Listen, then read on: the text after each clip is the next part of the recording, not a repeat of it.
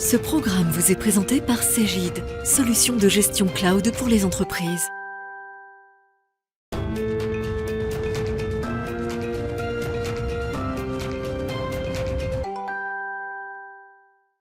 Salut à tous et bienvenue pour un nouveau numéro de Rebond, l'émission que l'on réalise depuis la naissance de Bismart d'ailleurs, en partenariat avec Cegid et qui nous permet d'aller au cœur des secteurs qui sont ceux d'ailleurs qui intéressent cette formidable entreprise française de taille intermédiaire.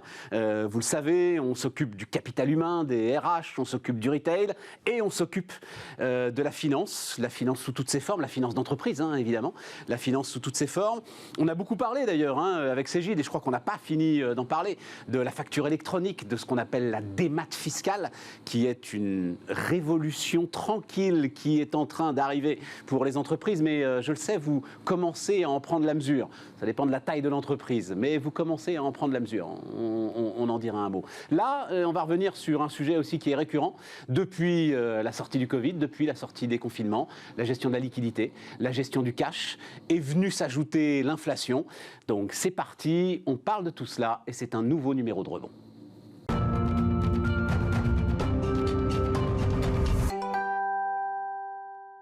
Donc, moderniser les finances des TPE. Jean-Baptiste Auzou est avec nous. Salut Jean-Baptiste. Patron de la BU Finance et Taxes, c'est ça, de Cegid ? Exactement. Exactement. Et alors oui, petite anecdote quand même qui va vous intéresser. On discutait ensemble, ça fait 2 ans qu'on discute ensemble de la facturation électronique, de la démat fiscale. Et je me souviens à chaque fois qu'on essayait d'organiser, alors on ne dit plus webinar, maintenant on dit web talk, des web talks autour de la démat fiscale. Il n'y avait pas grand monde. Il n'y avait personne. Et alors, je ne sais pas si tu as ce ressenti que moi j'ai. Ah là, tout à coup, ça commence à intéresser. Ah là, tout à coup, il y a des gens qui disent « Oui, mais au fait, c'est quoi cette histoire ?» etc. Ah, il se passe quelque chose là quand même. Ça frémissait il y a 2-3 mois et maintenant, on commence vraiment à être dans le vif du sujet. Ouais, on commence vraiment à être dans le vif du sujet. Mais là, on va parler gestion du cash, inflation, et on va en parler avec Jérôme Braque. Salut Jérôme. Bonjour. Directeur financier du groupe de coworking Wojo. Tu nous racontes Wojo un petit peu, Jérôme, ce que c'est ? Wojo en quelques mots, en fait, c'est une filiale de Bouygues Immobilier à la base, née d'une initiative d'intrapreneurial. Donc on est en 2014. 2015, on ouvre le premier site. Ensuite, Accor va rentrer au capital. Et donc aujourd'hui, c'est un groupe qui représente 90 000 m² gérés, 18 sites. Et on bénéficie aussi d'un réseau étendu avec l'appui sur le réseau d'hôtels d'Accor. Ah non, mais attends, parce que tu n'as pas dit ce que tu faisais. C'est une filiale intrapreneuriale, mais dédié au coworking. Bureaux partagés, voilà. Bureaux partagés, effectivement. Wojo, c'est du bureau partagé. Et donc, on entend souvent par le terme de coworking, on imagine l'homme seul qui vient là, qui fait partie, qui est un auto-entrepreneur, un freelance, comme on dit. Mais au fond, c'est beaucoup, et c'est surtout, sur notre modèle économique, des bureaux privatifs qui sont mis à disposition des entreprises avec un plus, qui est évidemment une offre de services importante autour de ces bureaux. Est-ce que, parce que, il y a eu la faillite médiatico-boursière de WeWork qui a un petit peu emporté tout le secteur, mais finalement, le secteur, il est sorti presque plus fort du Covid qu'il n'y était entré. Parce que ça a rebattu les cartes en fait des lieux de travail, c'est ça qui est en train de se passer. Exactement. Alors il y a eu plusieurs éléments. Alors tout d'abord, c'est vrai que avant le Covid, on travaillait surtout à partir d'un seul bureau. C'était un bureau unique, c'était le bureau de l'entreprise. Néanmoins, il y avait déjà l'émergence d'une demande pour travailler ailleurs. Ensuite, on est passé chez soi pendant le Covid, et c'était un moment qui a été vécu différemment suivant les uns et les autres, mais beaucoup l'ont vécu comme un moment de solitude. Pour les entreprises, ça a posé la question aussi de l'émergence ou de la préservation de la culture d'entreprise. Et ensuite, on est passé à cette phase qui est de dire, avec la montée du télétravail, écoutez, on veut travailler de partout et travailler de différents endroits. Donc ça a rebattu littéralement les cartes, ça a accéléré, ça continue à accélérer un modèle qui était très fort avant la crise, qui était déjà beaucoup de contrats de baux qui étaient signés par des entreprises de coworking en 2019. Et donc, on voit une pénétration en fait, des marchés de coworking qui continue aujourd'hui, qui s'accélère et qui répond au fond à beaucoup d'éléments. Un premier élément, c'est un élément de rétention en fait des salariés. Les salariés, ce qu'ils veulent, eux, c'est être dans un endroit dynamique, et éventuellement d'être au contact d'autres entreprises, d'avoir une notion de communauté et de vivre avec elles. Ils veulent éviter d'avoir un trafic pendulaire. Je vais au boulot, je suis avec tout le monde en voiture au même moment, je suis dans les bouchons, je perds 2 heures par jour. Donc ça, c'est quelque chose qui leur va plus et qui accessoirement ou même fondamentalement pose une problématique de développement durable. Il faut rappeler que aussi, avec l'avènement du télétravail, en fait, on a eu une baisse encore plus forte du taux d'occupation des immeubles. Les immeubles étaient utilisés à 40-70% sur les jours ouvrés après le Covid. C'est-à-dire que le deuxième poste de dépense dans l'entreprise, le bureau, est peu utilisé. Et alors attends Jérôme, je te bouscule un peu parce qu'il faut qu'on parle finance quand même, et il y a un troisième aspect qui est important, notamment pour les banques, je l'ai découvert ça, il y a un aspect de sécurité, et vous offrez en fait une sécurité de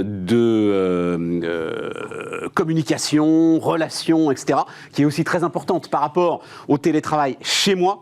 Vous offrez, vous, des connexions stables, sécurisées, fiables, etc., qui sont aussi un atout important. Alors, en termes de finances maintenant, comment est-ce que c'est quoi aujourd'hui les défis du directeur financier que tu es face aux enjeux dont on veut parler avec Jean-Baptiste, inflation, gestion du cash, gestion de la liquidité ? Alors, effectivement, on a supporté comme beaucoup une hausse de l'inflation. On a eu notamment la hausse de l'énergie, la hausse des baux, qui est notre principale source de dépenses aujourd'hui. Et donc là, se poser différentes questions. C'était de savoir comment est-ce qu'on allait répercuter qu'une partie, et comment pouvoir répercuter ce coût. Notre premier réflexe a été de se dire on ne peut pas tout répercuter. On se souvenait bien quelque chose qui est ancien maintenant, qui est comment on a géré l'inflation dans les années 75-85. Alors, je dis on se souvient, non, personne ne s'en souvient pas. Parce qu'il n'y a personne qui aujourd'hui est encore sur le marché du travail. Donc on a repris nos bouquins, on a essayé de regarder. Ce qui est certain, c'est que on ne peut pas répercuter simplement, sinon on passe dans une spirale inflationniste et on n'arrête jamais le sujet. Donc, la problématique, c'est bien de réinventer les modèles, c'est bien de retravailler la valeur en fait de tout ce qui est offert. Et nous, ça s'est traduit aussi par des réflexions autour d'une novation en fait des contrats. C'est-à-dire que jusqu'à maintenant, on était sur des contrats de baux. Les contrats de baux, qu'on soit dans le coworking ou qu'on soit une société qui n'a pas souhaité encore basculer dans cette approche de coworking, se dire que on va être dans une approche sur 9 ans, sur un loyer ferme, alors que les entreprises peuvent croître, décroître et autres, c'est quelque chose qui n'est plus adapté. En fait, l'immeuble va devenir un immeuble destination et il faut potentialiser en fait son utilisation. Nous, c'est ce qu'on fait, et ce qui permet comme ça d'avoir une meilleure utilisation par rapport au taux que j'évoquais tout à l'heure de 40 à 70%. L'idée, c'est d'aller beaucoup plus loin, c'est de générer des revenus additionnels par l'allocation de salles de réunion, de l'événementiel qui peut se passer chez nous. Ouais. Et à la suite de ça, de créer plus de valeur, une moindre empreinte écologique, et donc de rebattre aussi les cartes dans le cadre d'une discussion avec les propriétaires autour d'un modèle de partage de valeur assez différent. Mais dans ton modèle, toi, juste très rapidement, toi, tu n'es pas propriétaire des immeubles ? Non, alors nous, on n'est pas propriétaire, ce serait éminemment capitalistique. Et voilà, c'est ça. Et donc aujourd'hui, jusqu'à aujourd'hui, on a signé surtout des baux 369, que ce soit là où on est en France et en région et aussi en Espagne. Et en fait, on a signé néanmoins un nouveau type de contrat qu'on appelle un contrat de gestion. C'est là où Accor nous a apporté justement son expertise à travers ce qu'on appelle des contrats de gestion. C'est-à-dire qu'on ressent l'activité d'une société comme Wojo autour de ce qu'elle sait faire, c'est-à-dire remplir des lieux, animer les lieux, faire émerger des communautés, donner la sécurité que vous citiez tout à l'heure informatique, en faire un outil de rétention des salariés pour les entreprises. Et ensuite de se tourner vers le propriétaire en lui disant « Nous, on fait un contrat gagnant-gagnant et on répartit à la fois les investissements, mais aussi la survaleur générée. Et il peut y avoir comme ça un upside, une survaleur qui est donnée aussi aux propriétaires. » Et c'est le modèle d'accord qui se dégage comme ça de tout l'impact capitalistique de l'immobilier et particulièrement important pour les hôtels quand tu te retrouves dans des zones qui sont des zones ultra attractives, ultra challenging au cœur des grandes villes. Qu'est-ce qui t'intéresse dans tout ça, Jean-Baptiste, si on revient sur nos préoccupations rebond et nos préoccupations de gestion de cash? La conclusion, c'est-à-dire ce que dit Jérôme, en fait, on voit des clients qui repensent leur modèle. C'est-à-dire que nous, on a créé un cercle des DAF là, tout récemment, où on réunit des DAF et on réfléchit avec eux, savoir comment faire évoluer les choses. Ils nous ont annoncé qu'il y avait 9% uniquement des entreprises qui étaient capables de répercuter les hausses de matières premières, les hausses liées à l'inflation, etc., sur les clients. Ouais. Donc ça veut dire qu'on a quand même... c'est énorme la quantité d'argent qu'on ne peut pas récupérer. Ouais. Donc c'est réfléchir au nouveau modèle. Qu'est-ce qu'on est capable de mettre en place comme nouveau modèle et comment nous, éditeurs, on peut aider les clients à mettre en place ces nouveaux modèles autour de la réflexion. Et puis en dehors de ça, c'est le cash, la gestion du cash, parce que c'est vrai que c'est un peu récurrent chez nous, hein. Ouais. On a ça en tête en permanence. Et sur ces aspects non stratégiques, où est-ce qu'on va aller chercher les économies sur le cash? Parce qu'il y a la réflexion des modèles stratégiques, et puis après, il y a l'opérationnel, c'est-à-dire ce qui peut se faire au quotidien. Et là, on a vu, nous, 4 aspects majeurs autour de la réflexion de... Alors, vas-y. Le premier, c'était comment on est capable de comprendre le modèle. Tu l'as évoqué, transformation, on a un client qui est dans le logement social, un peu équivalent, il a sa dette... Je ne suis pas sûr, je suis pas sûr qu'il puisse se transformer en société de service. Évidemment non, mais donc on revient au domaine capitalistique. Ouais. Il est capitaliste. Ah, lui il est capitalistique. Et lui il est capitalistique. Et la chance c'est qu'il a la caisse des dépôts si ça se passe mal, mais bon voilà. Ouais. Et c'est vrai, toi tu l'as pas. Son prêt, il est indexé sur le taux du livret A. Ouais. Et donc, quand il y a des millions de logements, c'est juste un impact énorme. Énorme. Et là, ça veut dire que ça passe plus. Énorme. Donc personne ne parle d'ailleurs. De comprendre le modèle et qu'est-ce que ça va impacter. Le deuxième aspect, c'est la réflexion autour des dépenses stratégiques. Mon coût de service ou mon coût de production majeur, à quel endroit je vais aller taper dans mon coût de production sur ce qui coûte cher, en fait. Et donc, nous, en termes éditeur, on est capable d'apporter des outils pour vérifier ça, pour donner des indicateurs qui disent attention, c'est là que porte, 45% du coût de fabrication ou 45% du rendu service. Et donc, c'est à cet endroit-là qu'il va falloir traiter. Le deuxième... Attends, juste sur ce point-là. Garde là, mais juste sur ce point-là. C'est quelque chose d'utile, ça, un directeur financier? Ça me fait furieusement penser à nos téléphones portables. Tu sais, quand tu n'as plus de batterie, tu regardes les applis, il te dit l'appli qui te bouffe le plus de batterie et tu peux éteindre l'appli qui te bouffe le plus de batterie. C'est ça, aujourd'hui, qui peut être utile à un directeur financier. Il y a des coûts cachés, finalement, au cœur de l'entreprise, dont on n'a peut-être pas conscience. Il y a toujours des coûts cachés, c'est toujours important de les voir. Et effectivement, d'avoir une solution qui fonctionne et qui évite qu'on passe du temps. Et aujourd'hui, la question de la productivité, la question de l'efficacité de nos process, elle est véritablement là. Et on essaie tous d'automatiser. Parce que ces coûts cachés, au final, ça coûte relativement cher et au fond, on a du mal en fait après à les évaluer. Donc c'est un point très très important. Alors, coût caché ou coût visible, c'est-à-dire comment je redonne la main à la direction administrative et financière en lien avec les achats pour aller renégocier la partie qui est très impactante.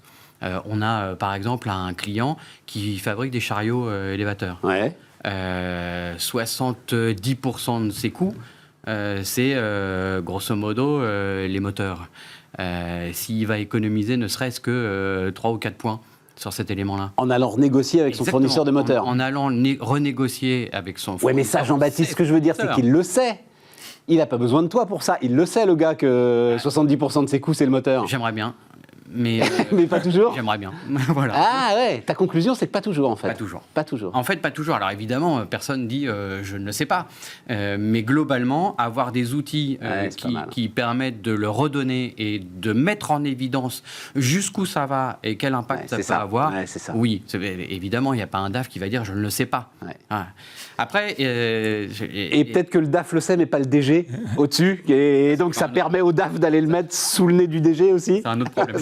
Non, c'est un peu le même. Ouais. C'est celui-ci, oui. Effectivement, c'est dans la mesure où on lance des projets pour rationaliser l'ensemble, ceux-là en font partie. Et on ne peut plus passer sous silence ces aspects-là. Ouais. C'est comme sur les dépenses que tu évoquais, non essentielles. Il y a plein de dépenses non essentielles. Alors évidemment, toutes les entreprises sont censées faire le tour de tous les éléments. Mais dans les très grands groupes, on a plein de choses qui sont autour. Dans le cercle des DAF, on a un grand groupe hôtelier qui disait moi, à la lumière de l'inflation et de la crise des prix énergétiques, j'ai rebalayé l'ensemble de mes services non essentiels. Le tri des déchets, le linge, etc.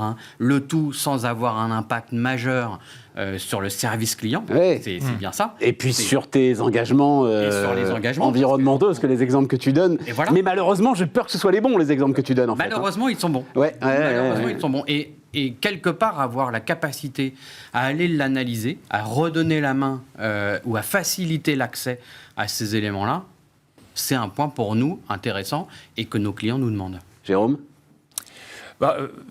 Oui, sur la revue des dépenses et les économies qu'on peut faire, ou dans une approche cash, en fait, les grands sujets pour nous, c'est mieux et vite et d'automatiser. Ça, c'est clair, ce qu'on a fait, les politiques de prélèvement et ainsi de suite. Ouais. Ensuite, au niveau des dépenses, effectivement, la question rapidement qui s'est posée à beaucoup d'entreprises, c'était est-ce qu'on peut composer avec le développement durable ? Et comment et la réponse est forcément non, on peut pas tout à fait, ou on peut pas tout court. Et donc, Composer, ça veut dire l'éviter, c'est ça que tu veux dire. Oui, en fait, la tentation première, c'est de dire il y a le développement durable, ça devient un luxe, je fais plus de luxe. En fait. Voilà. Et ça, il faut véritablement l'intégrer, sinon c'est un calcul qui est pas pérenne.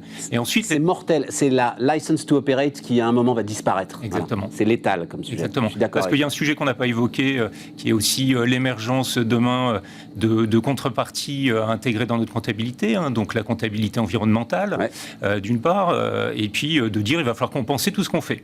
Ça veut dire que l'inflation dont on parlait tout à l'heure, elle va venir peser sur les facteurs de production, sur la rentabilité des entreprises, et à ça va se rajouter d'autres éléments qu'on n'a pas aujourd'hui. Personne paye une taxe carbone, alors que demain ça pourrait être le cas. Personne ne dit voilà mon impact sur l'environnement, il faut que je le compense d'une manière ou d'une autre. Et donc aujourd'hui il y a beaucoup de réflexions autour de ça, et donc forcément on se dit qu'il va falloir faire mieux qu'aujourd'hui. Il va falloir en faire encore mieux demain pour préserver en fait nos modèles économiques. En fait. Et donc la question de la valeur, la question de la bonne évaluation de la valeur des services qui sont fournis, la remise en cause d'un certain nombre d'entre eux va être posée quotidiennement avec des choix qui sont parfois assez structurants en fait, parce qu'il y a la problématique d'aller travailler vraiment la petite économie et de travailler les grosses économies. Le transport, on le voit bien, est quelque chose qui a été remis en cause, notamment les voyages professionnels. Par-delà une première phase, on a bien senti, nous, cette année, avec beaucoup d'événementiels et autres, on va voir comment tout ça se développe, pour un événementiel qui va devenir peut-être plus localisé que d'envoyer tout le monde dans des avions. Et c'est vrai qu'on voit des changements assez fondamentaux quand même au niveau des pratiques. Mais la route est longue.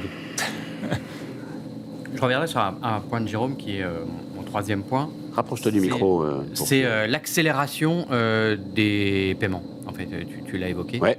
On a eu, nous, énormément d'interrogations de nos clients, de dire qu'est-ce que vous pouvez et comment vous pouvez me fournir et qu'est-ce que vous pouvez me mettre à disposition pour travailler sur ce délai de paiement client, parce que c'est aussi un moyen d'améliorer la position cash. Ça, c'est clair. Exactement. Ça, c'est clair. Et donc, il y a eu énormément de travail qui a été fait autour de ça et on a fourni ces éléments-là. Et là, il y a quelque chose en prospective, c'est le bilan carbone, c'est l'aspect environnemental. Et donc, sur un de nos ERP, on sort là, dans les jours qui viennent, le premier module permettant une première approche du bilan carbone globalement, puisque dans un ERP, on a tout. On a les achats, les ventes, etc. Donc, on est capable, à partir de certains éléments, de faire un premier calcul du bilan carbone pour les entreprises. Et donc, l'idée, c'est l'acheteur, quand il passe sa commande, il a en direct l'équivalent carbone, on va dire, de ce que sa commande va représenter ou... Alors, on n'en est pas encore tout à fait là. On réfléchit. Ça, c'est la deuxième étape. C'est ça. La première étape... C'est le but de l'histoire. Exactement. La première étape, c'est je bâtis un bilan carbone statique pour dire voilà où ça en est. Et la deuxième histoire, c'est je fais des appels, parce que maintenant, il y a énormément de bases de données internationales qui permettent d'avoir accès à ces éléments-là. Je fais appel à ces bases de données qui me calcule immédiatement mon impact et qui me le donne en termes d'achat. Et là, pas plus tard qu'hier, on était en discussion avec une start-up qui a développé ça pour pouvoir l'intégrer aux outils de RP et calculer immédiatement l'opération. Après, tu as un sacré challenge sur la fiabilité de la donnée, Jérôme. Oui, tout ça va évoluer, mais ce qui est important, c'est qu'on commence effectivement à apprendre et à intégrer ces éléments-là, parce qu'on va se rendre compte qu'effectivement, il y a des modèles qui apparemment sont rentables et qui au final, le sont beaucoup moins. À partir du moment où on intègre le carbone. Voilà, et ça, c'est vrai que c'est assez vertigineux quand on se projette sur ces thématiques-là. Voilà, donc nous, de notre côté, chez Wojo, on fait un premier reporting environnemental. On n'est pas passé encore au bilan carbone.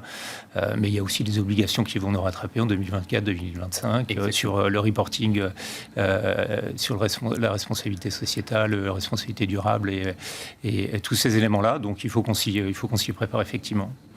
CSRD, c'est CSRD, l'année prochaine. Alors ça dépend de la taille des entreprises. Ça dépend de la taille des entreprises. Voilà. Pour vous, c'est pas l'année prochaine. Alors nous, on va vers les 100 millions d'euros d'activité à moyen terme. On a une politique de développement assez forte. On s'est développé donc en ouvrant les régions Lyon, Bordeaux, Lille et Barcelone, que je citais tout à l'heure.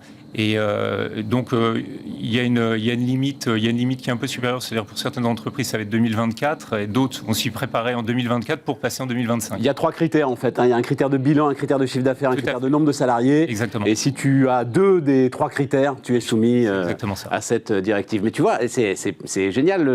On est au bout de notre discussion. Mais on devait parler du cash, de l'inflation. Et en fait, on a été rattrapé par le carbone. Donc, c'est bien le signe. C'est bien le signe. Que ça y est, ça commence à percoler, l'un et l'autre. Le cash et le carbone. Bon, merci Jean-Baptiste. Non, tu restes avec nous, puisque c'est le moment de la start-up. Merci Jérôme. Jérôme Braque, qui, bouge pas, qui nous accompagnait sur cette première partie de rebond.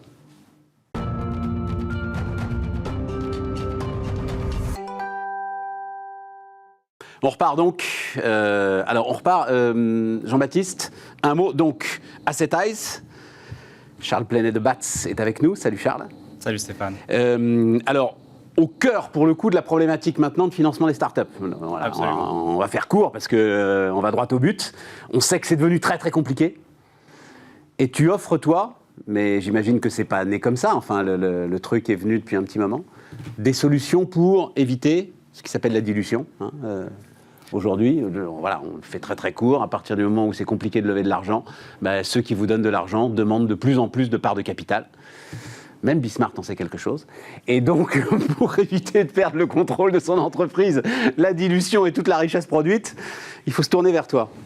C'est ça. Alors, Asset Eyes, ça va être une place de marché qui va permettre donc à des startups, mais aussi des PME, de pouvoir aller lever de l'argent de façon entièrement non dilutive.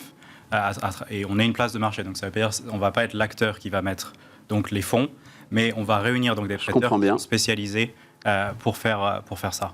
Qu'est-ce qui, j'allais dire, comment ça marche ? Quelle martingale tu as trouvé pour que des prêteurs soient prêts à donner de l'argent sans prendre du capital ?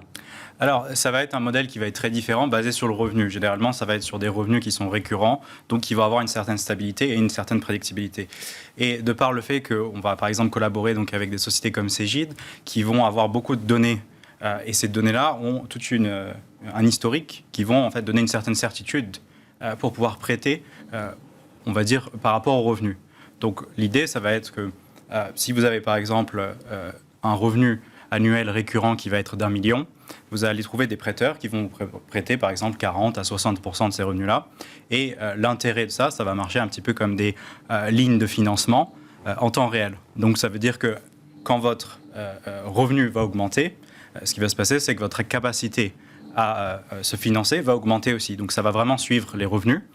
Et tout ce mécanisme-là va vraiment être basé sur la qualité des clients que vous avez. Donc si vous avez des clients qui ne sont pas petit à petit, par exemple, qui restent juste un mois et après qui partent, mais qui ont vraiment, on va dire, embrassé votre logiciel ou ce genre de choses, à ce moment-là, la réelle valeur que les prêteurs cherchent, ça va être ça, en fait. C'est super clair, Charles.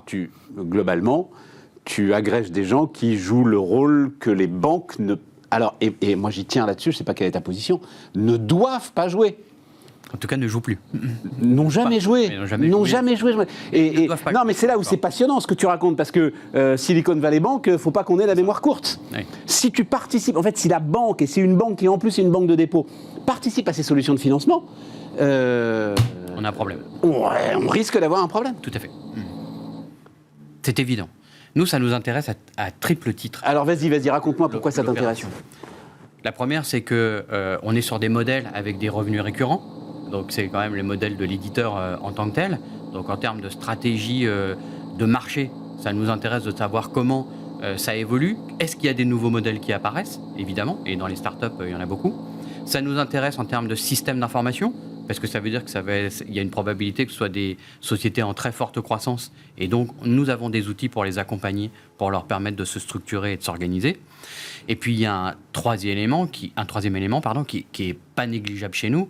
Vous savez que Cegid est à la station F, que Cegid Data Lab, et l'accompagnement des startups devient pour nous un élément majeur. Tous les ans, on accompagne 20 startups sur des opérations de mentorat, des opérations d'accompagnement global, et être capable d'avoir des solutions telles que celle-ci, ou en tout cas d'en parler, permet à des jeunes entrepreneurs de trouver des solutions. Mais oui, en plus là, tu les aides au carré d'une certaine manière. C'est-à-dire qu'en aidant Asset Eyes, tu aides des startups, tu aides une startup qui elle-même aide d'autres startups. Quoi. Ouais. Je dirais même que ça sort du cadre même de la startup, parce que si vous voulez, quand on se concentre sur des revenus donc récurrents, on va beaucoup au-delà juste des startups ou des logiciels. Je prendrais par exemple surtout possiblement toi Stéphane, qui doit probablement déjeuner peut-être 4 ou 5 fois par semaine dans le même restaurant. Les restaurants vont avoir des revenus récurrents. Donc, par exemple, l'abonnement pour la gym. Donc, ce n'est pas uniquement le software. Je pense que c'est vraiment une solution qui donne une certaine crédibilité à des PME qui vont maintenant avoir la possibilité, grâce aux données que des sociétés comme Cegid vont avoir disponibles pour eux, d'arriver à avoir du crédit très rapidement et qui va être à moindre frais. Charles, l'économie de l'abonnement est une lame de fond. Voilà, j'en suis persuadé. Et je vais citer alors un gars, c'est très intéressant, mon ancien, non pas patron, mais on va dire propriétaire, Patrick Drahi.